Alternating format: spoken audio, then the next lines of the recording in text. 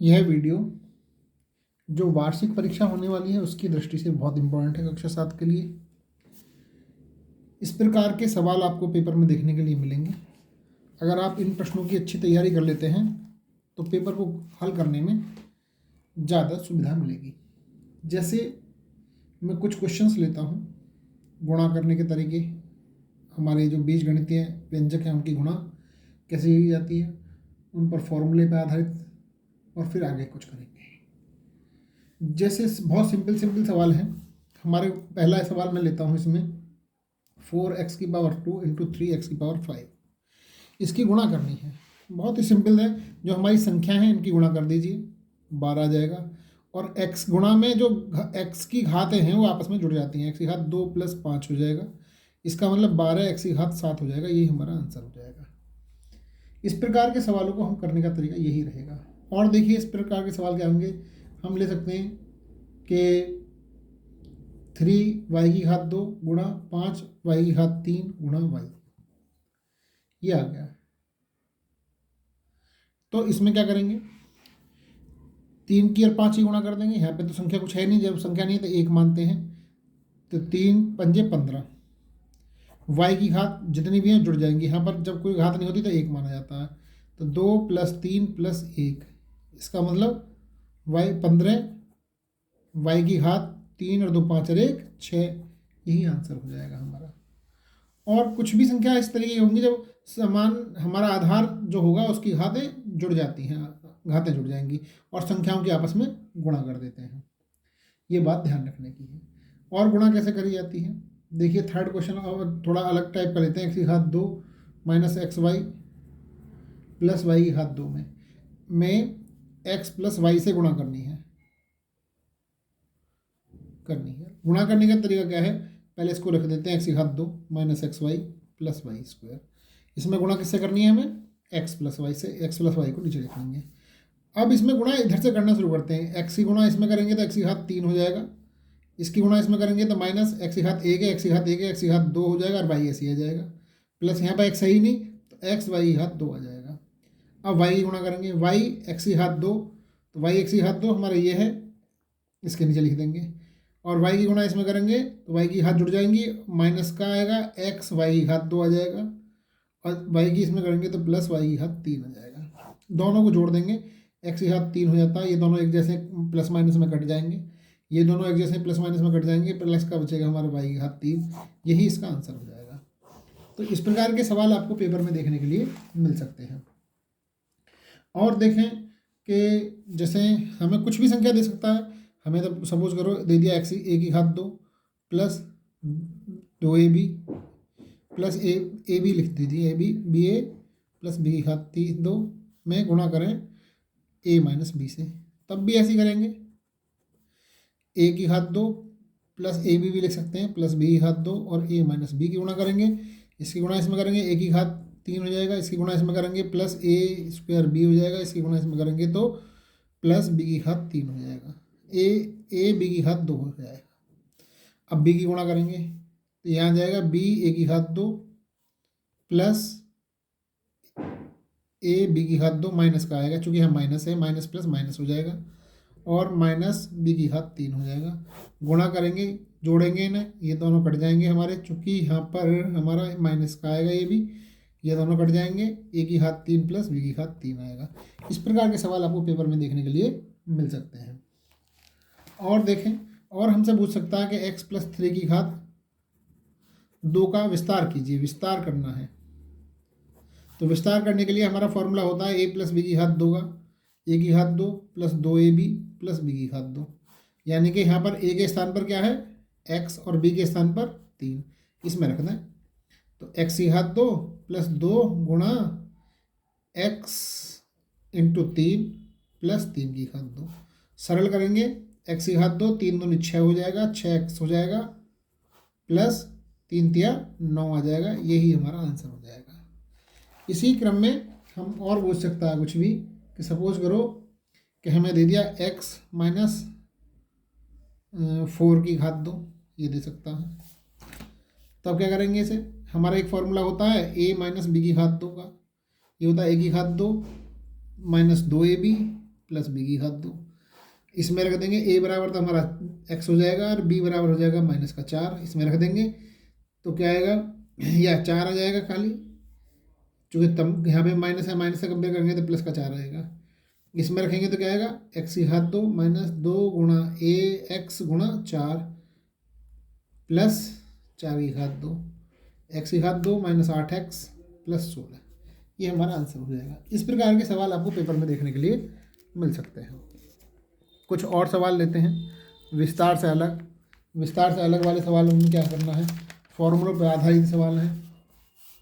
जैसे हमें दे दिया गया, यदि a प्लस 1/a बराबर दे दिया 5/2, हमसे पूछ लेगा a की घात 2 प्लस 1/a की घात 2 का मान ज्ञात करो। बहुत साधारण है, इसका दोनों तरफ से वर्ग कर दो। यहाँ पर दोनों पक्षों का वर्ग करने पर क्या आएगा, a प्लस 1/a की घात 2 प्लस 5 बराबर 5/2 की घात 2 हो जाएगा। इसका होल स्क्वायर खोलेंगे, a की घात 2 plus 2 into a into 1/a plus 1/a की घात 2 बराबर 25/4 आ जाएगा। a से खत्म, a की घात 2 प्लस 1/a की घात 2, ये जो 2 बचा, 2 को पक्षांतर कर देंगे इधर, इस 2 का पक्षांतर कर देंगे इधर, तो क्या आएगा 25/4 -2। इसको सॉल्व करेंगे, 4 तो नीचे आ जाएगा, 4 दूनी 8, 25 में से 8 गए 17, a की घात 2 प्लस 1/a की घात 2 का मान 17/4 हो जाएगा। मेरा मानना इस टाइप के सवाल आप कर सकते हैं। और कुछ गुणनखंड वाले सवाल आते हैं आपको, कैसे, बहुत साधारण साधारण सवाल आपको पेपर में देखने के लिए मिलेंगे। इसी प्रकार के आएंगे, संख्या चेंज हो सकती है, जरूरी नहीं संख्या यही हो, संख्या अलग हो सकती है, लेकिन आएंगे इसी प्रकार के। हमें दे दिया गया x into x minus 3 plus 2 into x minus 3, इसको सॉल्व करना है। तो क्या करेंगे, देखो यहाँ पे x माइनस 3 और x माइनस 3 दोनों जगह बराबर हैं, दोनों को कॉमन ले लो, तो क्या मिलेगा x माइनस 3, क्या बचा x प्लस 2 बचा, ये हमारा आंसर हो जाएगा। बहुत सब सिंपल है। और देखें, हमें दे रखा है 17 into a minus a plus 4 plus 17 into 3 minus a।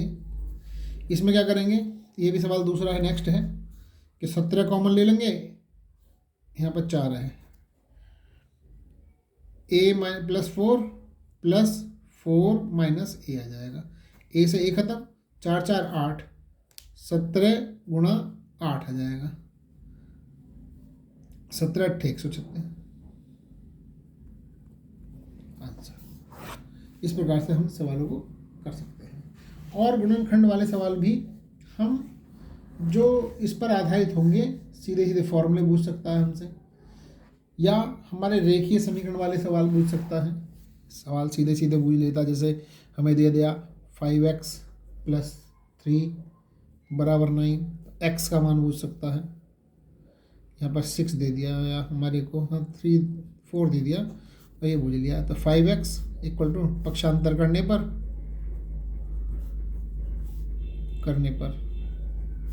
क्या आएगा, 9 माइनस 4 बराबर 5, 5x बराबर 5, x बराबर 5/5 यानी 1। इस तरीके से हम सवाल कर सकते हैं। या और दे दिया हमें एक सवाल और ले सकते हैं इस पर हम, कि 3x माइनस 5 इक्वल टू 4 दे दिया हमें, तो क्या आएगा, 3x इक्वल टू पक्षांतर करेंगे तो 5 इधर चला जाएगा, 5 5 और 4 यहाँ पे पहले से ही है, 3x इक्वल टू 9 हो जाएगा, x इक्वल टू 9/3 हो जाएगा, 3 3 9, x बराबर 3 हो जाएगा। ये हमारा आंसर हो जाएगा। तो मेरा मानना यह है कि आप इस प्रकार के सवालों को पेपर में यदि आते हैं तो आसानी से कर सकते हैं। इसके बाद में आते हैं कुछ पाइथागोरस प्रमेय पर आधारित सवाल। पाइथागोरस प्रमेय क्या कहती है? पाइथागोरस प्रमेय का मतलब होता है कि कोई समकोण त्रिभुज है, पाइथागोरस पर आधारित प्रश्न, प्रमेय पर आधारित प्रश्न।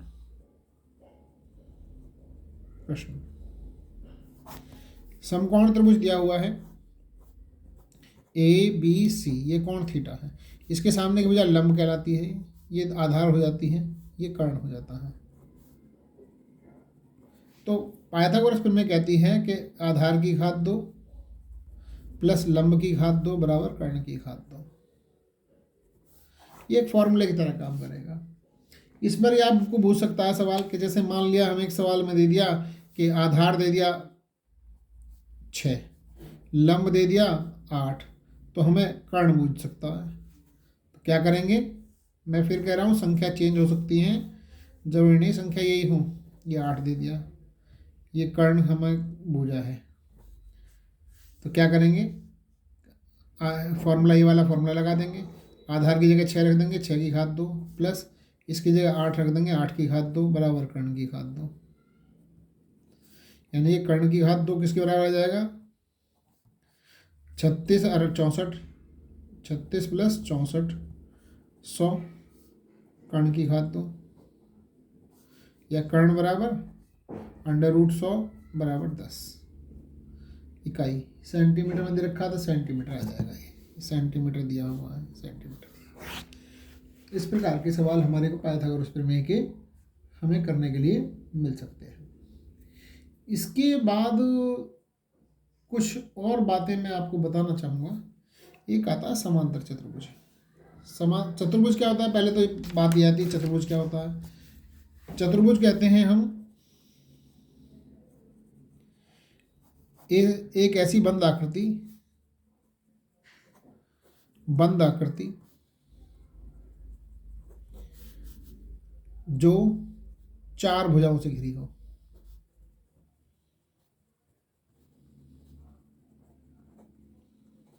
अर्थात 4 भुजाओं से घिरी बंद आकृति को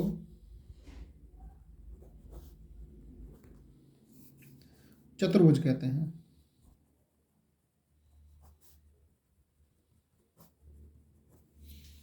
चतुर्भुज कहते हैं। अब इसमें भी समांतर चतुर्भुज की बात आती है। समांतर चतुर्भुज आपके लिए इंपॉर्टेंट है, आती है समांतर चतुर्भुज।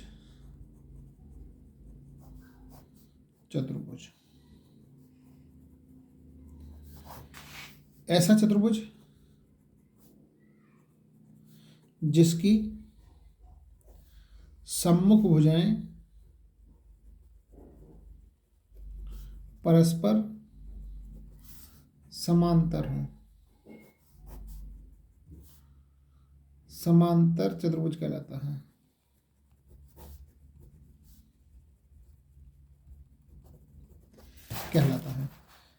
इसमें क्या होता है, सम्मुख कोण बराबर होते हैं, इसकी प्रॉपर्टी है सम्मुख कोण बराबर होंगे। कोण व सम्मुख भुजा बराबर होती हैं।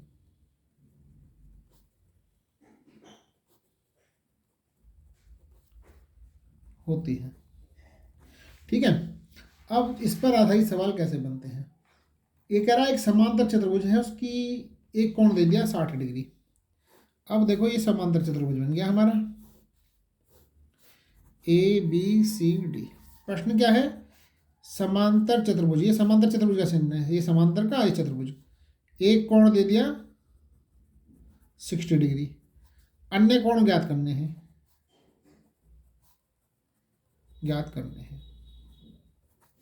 देखो ये 60 डिग्री दे दिया, इसके सामने वाला कोण भी बराबर होगा, 60 डिग्री होगा, और ये दोनों ही बराबर होंगे। और चतुर्भुज के चारों कोणों का योग कितना होता है, 360। तो 60 प्लस 60 प्लस इसे यदि हम x मान लें, a मान लें, तो ये भी a होगा, a प्लस a बराबर 360। a और a 2a हो जाएगा, 60 60 120, तो 360 में से 120 घटा दिया, तो 2a बराबर कितना आ जाएगा 0। यहाँ पर 6 में से 2 गए 4, और a 3 में से 1 गया 2, और a बराबर आ जाएगा 240/2 बराबर 120 डिग्री। यानी कि ये दो कोण जो बचे हमारे, कोण कितने कितने डिग्री हो गए, 60 डिग्री के, 60 डिग्री का, 120 डिग्री के और 120 डिग्री के, ये चारों कोण कहलाएंगे इसके। इसी क्रम में और सवाल दिया है एक चतुर्भुज है, उसके अंत कोणों का अनुपात दे दिया। कोई भी हमें पता नहीं क्या ऐसा कितने कितने डिग्री कोण है। एक चतुर्भुज दे दिया हमें ABCD, इसके कोण A अनुपात कोण B अनुपात कोण C अनुपात कोण D दे दिया। 3:4:5:6 सारे कोण ज्ञात करने हैं। तो इससे क्या होगा, कोण ए बराबर हो जाएगा 3x। मान लेते हैं जब अनुपात को हटाते हैं तो किसी नियतांक की गुणा कर लेते हैं। कोण बी बराबर हो जाएगा 4x, कोण सी बराबर हो जाएगा 5x, कोण डी बराबर हो जाएगा 6x। इन सबको जोड़ दें तो कितना आएगा, 360 आना चाहिए। तो 3 4 7 और 5 12, 12 6 18, 360 के बराबर। चूंकि चतुर्भुज के चारों कोणों का ये कितना होता है 360। x बराबर हो जाएगा 360/18, 18 दूनी 36, 0, x बराबर 20। x बराबर 20 तो कोण ए बराबर कितना आ जाएगा 3 × 20, कोण बी बराबर हो जाएगा 4 × 20, 80 डिग्री, कोण सी बराबर हो जाएगा 5 × 20, 100 डिग्री, कोण डी बराबर हो जाएगा 6 × 20, 120 डिग्री। ये चारों कोण डिग्री हो जाएंगे। ठीक है। और देखिए इस प्रकार के सवालों में क्या करा जाता है। एक इससे हमारा आता है त्रिभुज वाले क्षेत्रफल वाले आते हैं, चतुर्भुज के क्षेत्रफल वाले आते हैं सवाल, और हमारा वृत्त वाले सवाल आते हैं। वृत्त का एक सवाल बता देता हूँ मैं, फिर कुछ और आगे के सवाल देखेंगे, है ना। तो वृत्त में क्या होता है, जिस टाइप के सवाल आते हैं कि एक वृत्त है, उसके यहाँ से कोई दो बिंदु ले लिए मैंने ए और बी, तो ये वाला तो पोर्शन कहलाएगा, भाग कहलाएगा लघु चाप, लघु चाप, और ये वाला भाग कहलाएगा हमारा यहाँ से यहाँ तक का दीर्घ चाप, चाप। तो ये कह रहा है सवाल में कि एक लघु चाप में बना कोण जो 70 डिग्री का है, 70 डिग्री का दे रखा, तो दीर्घ चाप में बना कोण ज्ञात करना है, ये वाला कोण ज्ञात करना है, एक्स मान लो इसे। देखो इन दोनों का कोण जब ये किनारे पे बनते हैं हमारे चक्रीय चतुर्भुज, चतुर्भुज बन जाता है, और इसके सम्मुख कोणों का योग 180 अंश होता है। तो x + 70 बराबर कितना हो जाएगा 180, x बराबर 180 - 70 बराबर 110 डिग्री। या ऐसे मानो कि लघु चाप में बने कोण और दीर्घ चाप में बने कोण का योग 180 डिग्री होता है। ठीक है, बस तो एक 70 का तो दूसरा 110 का हमारा बन जाता है। इस वीडियो में इतना ही। कुछ सवाल और इम्पोर्टेंट सवाल लेकर दूसरी वीडियो में मैं आऊँगा। तब तक आप इनकी प्रैक्टिस करें, इस प्रकार के सवालों की प्रैक्टिस करें। Thank you.